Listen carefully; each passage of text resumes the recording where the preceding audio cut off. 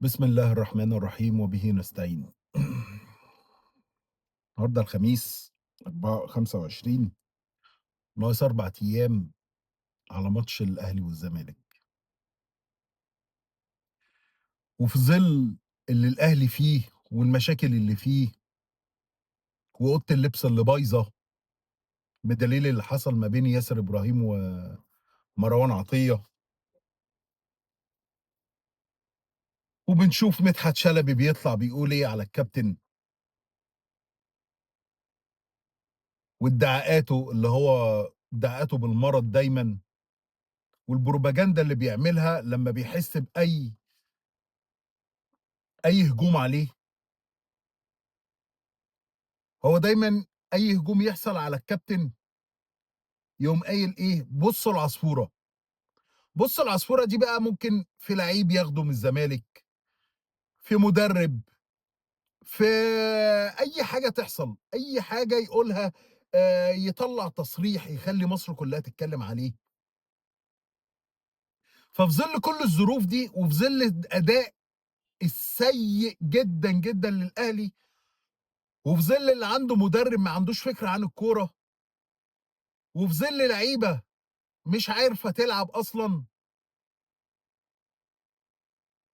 وفي ظل حنكشة وفركشة في فرقة النادي الأهلي، ولأول مرّة تحصل قبل ماتش أهلي وزمالك، ييجي لنا الكابتن حسين لبيب رئيس النادي الزمالك ويأبى سقوط النادي الأهلي، يأبى سقوط النادي الأهلي تمامًا. تحس إن رؤساء نادي الزمالك بيبقوا خايفين على إحساس وشعور رؤساء النادي الأهلي. يعني مثلًا مدحت شلبي طلع امبارح قال التصريحات دي، تلاقي مرتضى منصور يطلع ينزل ببوست دفاع مستميت عن محمود الخطيب وهجوم على MBC. ما تعرفش هل دوّة رَد جميل والّا هل دوّة عشان هو أهلاوي والّا هل دوّة حُبًا في الخطيب؟ ما تعرفش. حتى لمّا اتسأل قبل كدهوّة مين أفضل لعيب في مصر، محمود الخطيب والّا حسن شحاتة وهو رئيس نادي الزمالك، قال لك محمود الخطيب. ما تعرفش الراجل ده دماغه إيه. ففي ظِل الأحداث دي كلّها بقى ييجي لنا الكابتن حسين لبيب وينزل لنا ببيان مهزلة قبل ماتش الجونة. إحنا متشكرين جدًا من اللعيبة الرجالة اللي واقفين وقفة رجالة. طب إحنا عايزين ناكل، بس أنتم واقفين وقفة رجالة وشكرًا جدًا للعيبة الرجالة. طب المُطوشة اللي هتتلعب يا كابتن حسين ما إحنا عايزين فلوس عشان المعسكرات والإقامات والانتقالات، بس أنتم لعيبة رجالة وواقفين وقفة رجالة. طب المدير الفني الأجنبي البلجيكي اللي ما يعرفش حاجة، اللي خلّى الفرقة ليها طعم ولون، بس أنتم لعيبة رجالة وواقفين وقفة رجالة. طب يا كابتن حسين عايزين ناكل ونشرب وندفع السكن، بس أنتم لعيبة رجالة وواقفين وقفة رجالة. وأكِن هو بيتفرّج على فيلم الأرض بتاع محمد أبو سويلم وواقفين وقفة رجالة، واقفين وقفة رجالة. طب يا كابتن حسين لحد إمتى أنت هتفضل أنت ومجلسك عَجَزة عن تحقيق أي موارد مالية تخُش نادي الزمالك؟ أنتم هتفضلوا لحد إمتى عَجَزة؟ أنتم هتفضلوا لحد إمتى مش عارفين تجيبوا مورد مالي واحد؟ فرصة جاية لك على طبق من ألماظ، من ألماظ اللي بيحصل دلوقتي للنادي الأهلي. توفّر سيولة مالية، يا أخي وفّر 50% من المستحقات، أنت هتعمل إيه تاني؟ وفّر 50% من مستحقات اللعيبة والجهاز الفني، الجهاز الفني اللي قال لك إنذار بعد ماتش الأهلي أنا عايز فلوسي، هتعمل فيه إيه؟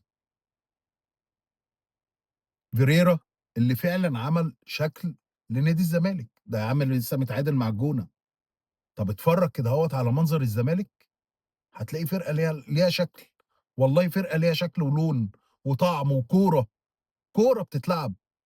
اتفرّج على الخروج من ورا لقدّام، بتتلعبها بكام طريقة، طريقتين 3 في الماتش، عشان المنافس بتاعك ما يعرفش أنت بتفكّر في إيه ولا هتطلع بالكورة إزاي، فأنت تلخبطه.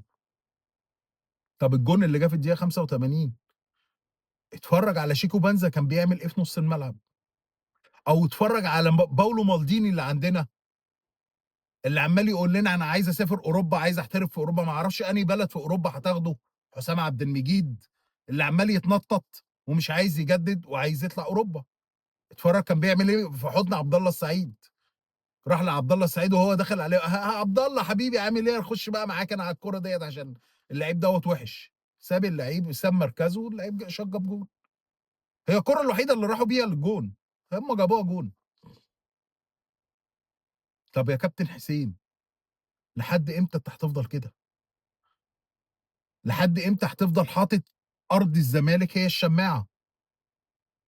هتفضل لحد إمتى حاطط أرض الزمالك هي الشماعة اللي مش عارفين نجيب فلوس بسببها؟ لا لعيبة بيقبضوا، ولا جهاز فني بيقبض، ولا مرتبات موظفين، ولا أي حاجة. أنت مسلِّم الزمالك تسليم أهالي. هل أنت بتقول للدولة يا جماعة أنا مفلِّس، ادّونا بقى الأرض؟ طب يا أخي طلّع بيان. يعني أنت بتعمل كده أهوّة، طب نزّل بيان، نرجو من وزير رئيس الوزرا اللي هو يسرّع الإجراءات، نرجو من وزير الإسكان تسريع الإجراءات، وزير الشباب والرياضة مش معبّرك. طب لحد إمتى هتفضل ضعيف؟ طب أنت لحد إمتى هتفضل تحرق في دمنا إحنا؟ طب هل الزمالك لو خسر من الأهلي مين السبب؟ أنت السبب. طب لو كسب اللعيبة والمدير الفني السبب.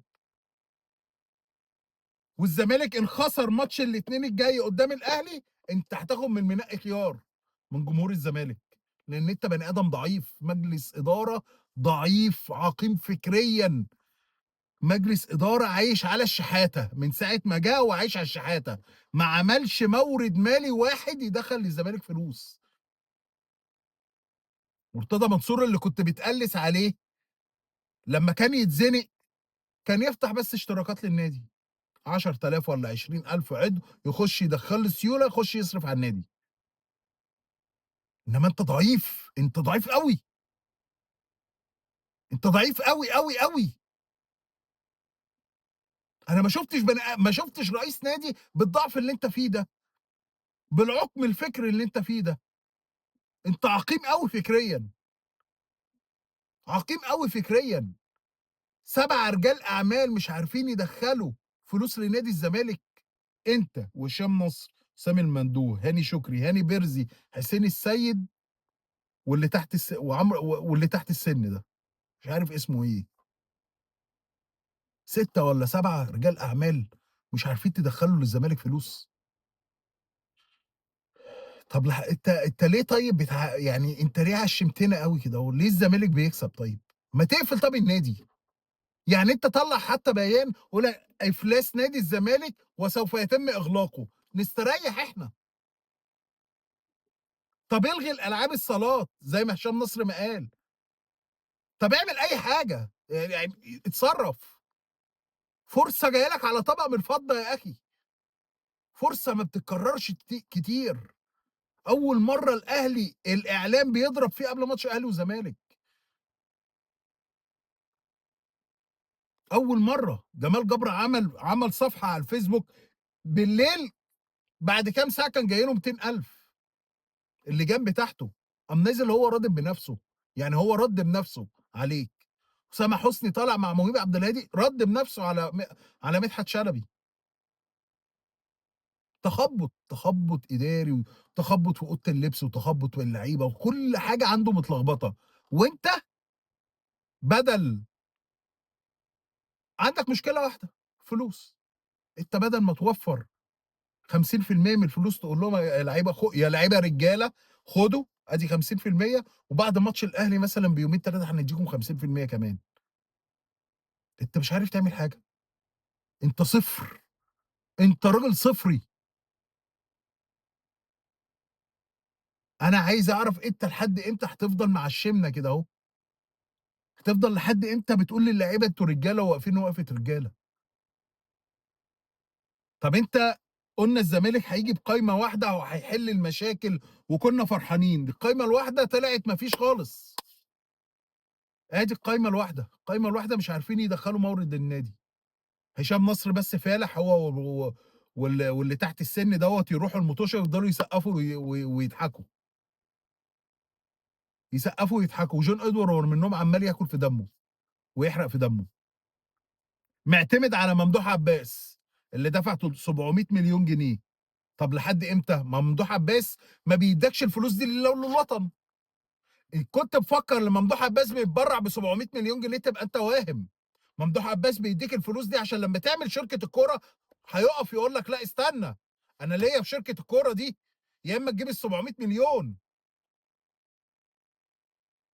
أدي ممدوح عباس هيعمل كده. ممدوح عباس اللي بيذلّك كل مرّة بيدّيك فيها فلوس. هو معاه الفلوس بيذلّك بيهم. ممدوح عباس اللي نادي الزمالك بقى له 115 سنة، هو دخل في قواضي ومحاكم عطّل الزمالك 20 سنة، هو وواحد تاني مرتضى منصور. أدي ممدوح عباس. يُشكر الراجل، يُشكر، بس هنشوف بقى هيعمل إيه بعد أمّا تعمل شركة الكورة.